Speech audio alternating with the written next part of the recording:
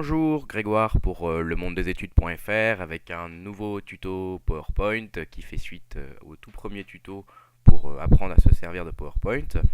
Je vous remettrai le lien sur la vidéo ou sous la vidéo. Aujourd'hui le tuto c'est tout simplement faire votre première présentation PowerPoint. Dans le dernier tuto on avait vu un peu comment se passait le ruban, etc. Là, on va se placer dans un contexte de vous avez un rapport à rendre à un professeur, à un client avec des délais assez courts. Qu'est-ce que vous pouvez faire pour un peu gagner du temps et pour quand même avoir un résultat sympa. Donc on va pas aller très loin, on va pas aller dans l'insertion d'images, etc. Là, je veux juste vous montrer, on va dire, la façon la plus rapide de faire une présentation quand même acceptable avec PowerPoint, votre première présentation acceptable. Alors on va parler de la première option que j'avais déjà un peu montré dans le précédent tuto sur découvrir PowerPoint, qui est tout simplement de se dire que voilà, vous avez créé votre première présentation, donc vous aviez ouvert vers un nouveau PowerPoint, vous avez créé la toute première slide avec votre titre, votre sous-titre, puis ensuite vous avez fait insérer une nouvelle diapositive type titre et contenu par exemple, et là-dedans vous avez tapé votre titre et votre texte, donc c'est ce que j'ai fait ici avec du faux texte. Bon, première conclusion, c'est très moche.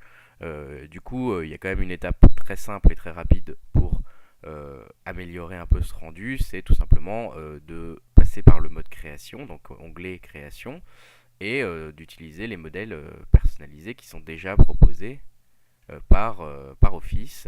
Donc on peut en prendre un, par exemple celui-ci. Je clique tout simplement dessus et on voit qu'il s'applique automatiquement à notre présentation. Et celle-ci après reste totalement personnalisable, donc on voit ici que mon texte devient beaucoup trop grand. Je vais le sélectionner et puis je vais diminuer la police, tout simplement. Donc je vais aller dans accueil, là elle est en 88, je vais repasser peut-être voilà, en 60. Voilà, ça rend déjà pas mal. On voit qu'on a déjà quelque chose en un seul clic de beaucoup plus sympa.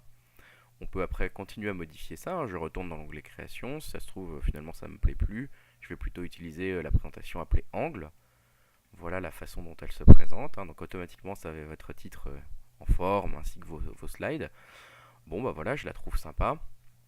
On peut garder celle-ci, on peut encore regarder ce qu'il y a comme autre modèle, donc là il y en a un paquet. Il suffit de passer la souris dessus et ça se fait en direct. Vous avez des choses un petit peu baroques, un petit peu étranges, mais qui peuvent être sympas pour certains clients. On va prendre celle-ci par exemple. L'avantage que vous avez avec ce modèle avec ce type de thème, c'est que une fois que vous l'avez sélectionné, vous pouvez encore le modifier. C'est pas terminé si vous trouvez que c'est pas assez à votre image. Il y a tout dans l'onglet création, juste à côté, il y a tout ce qui est couleur et police et effets qui peuvent vous permettre de changer un petit peu les choses. Donc par exemple pour les couleurs, vous voyez automatiquement je passe sur les différentes palettes de couleurs qui existent et automatiquement ma présentation change.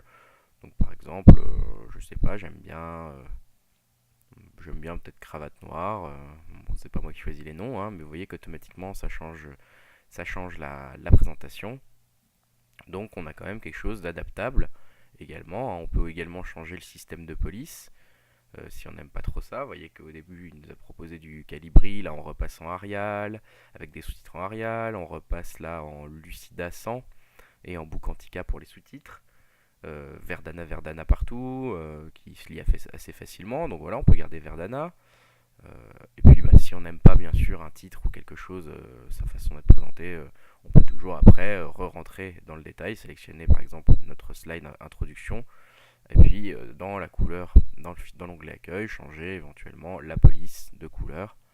Ça c'est tout à fait possible, donc ça reste personnalisable. Donc ça c'est la première option, ma foi, très pratique, très sympathique et très rapide, avec l'onglet création, en choisissant tout simplement un des modèles préexistants et en l'appliquant, et vous voyez qu'en plus ça garde vos modifications, donc c'est assez utile.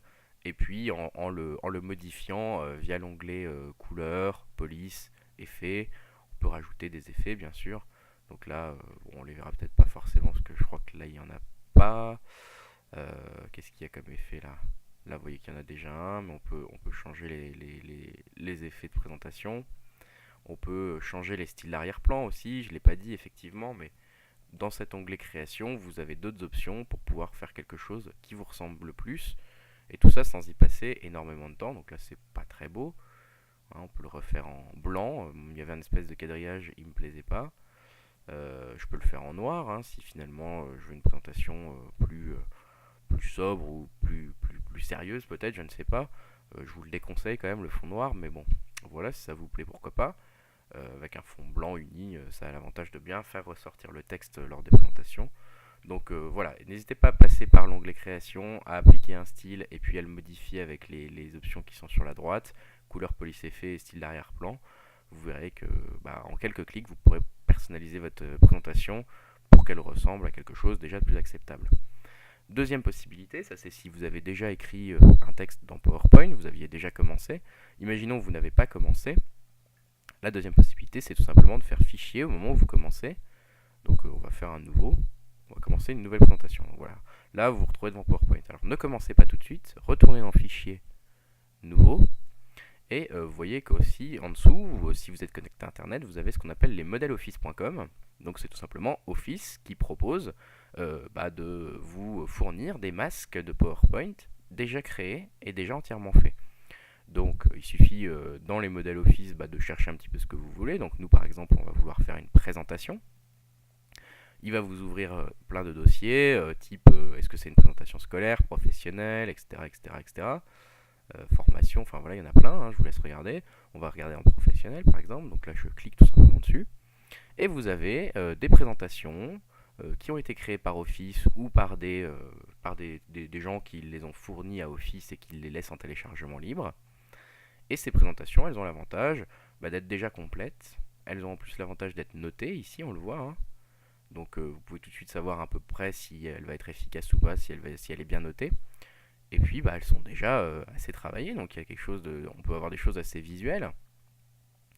Donc on peut peut-être par exemple essayer celle-ci. Donc soit je double-clique dessus, c'est ce que j'ai fait là à l'instant, et vous voyez qu'automatiquement elle se fait. Donc là après, vous n'aurez plus qu'à ajouter vos slides, vos nouvelles diapositives, et vous voyez qu'il y a déjà des types de diapositives qui sont créés. Voilà, je vais rajouter un sous-titre, etc. Donc on a quelque chose déjà d'assez travaillé. Alors on va revenir en refaisant une nouvelle, fichier nouveau. Donc je passe dans modèle Office, je vais dans présentation professionnelle. On peut utiliser une autre, par exemple présentation d'un plan commercial de Microsoft, qui est plutôt pas mal noté.